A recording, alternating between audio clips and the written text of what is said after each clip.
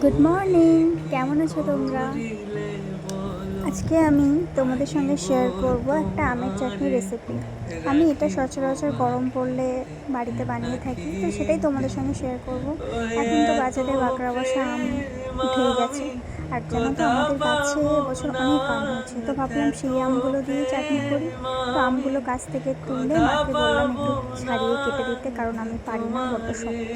তো যাই হোক, আমগুলো কাটা হয়ে ভালো করে ধুয়ে নিলাম জলে। তো এবার চাটনির জন্য কিছু মশলা নিয়ে নিচ্ছি।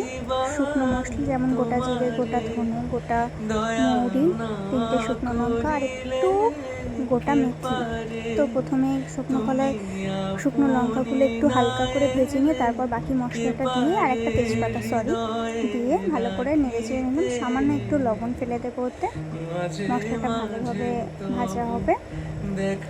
ভাজা হয়ে গেলে তারপর মশলাটাকে নামিয়ে নিয়ে মিক্সিতে পেস্ট করে নেবো। তোমরা চাইলে শিলেও করতে পারো। মশলাটা গুঁড়ো করে নিয়ে বাটিতে ঢেলে নিলাম। এবার কড়াই বসিয়ে ওতে সামান্য সর্ষের তেল, একটা শুকনো লঙ্কা ফোড়ন দেবো আর একটু 5 ফোড়ন দেবো।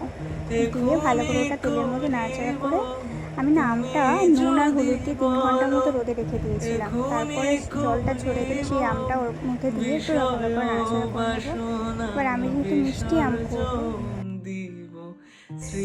তো একটা বাটিতে কিছুটা গুড় নিয়ে, আমার কাছে জ্যাগরি পাউডার ছিল, তোমরা থাকলে যে আখের গুড় হয় সেটা নিতে পারো। তো তারপর কিছুটা চিনি দিয়ে ভালো করে গুলিয়ে ওই আমটার মধ্যে দিয়ে দেবো, দিয়ে ভালো করে নাড়িয়ে চাড়িয়ে নেব যতক্ষণ না চিনিটা আর গুড়টা ভালোভাবে মিশে যাচ্ছে। আর রঙের জন্য একটু কাশ্মীরি লঙ্কার গুঁড়ো অ্যাড করেছিলাম, তোমরা চাইলে স্কিপও করতে পারো। তো ভালো করে নাড়িয়ে চাড়িয়ে নেব, ফুটে ওঠা পর্যন্ত অপেক্ষা করবো। তারপর ফুটে উঠলে যখন ঝোলটা একদম কমে আসবে তারপর ওই মশলা যেটা করে রেখেছিলাম ওটা দিয়ে একটু নাড়িয়ে চাড়িয়ে নেব, নিয়ে একটু ফুটিয়ে নেব। দেন ব্যাস, আমাদের গুড় আম রেডি। কেমন লাগছে তোমরা জানিও কমেন্টে অবশ্যই। Tata, by.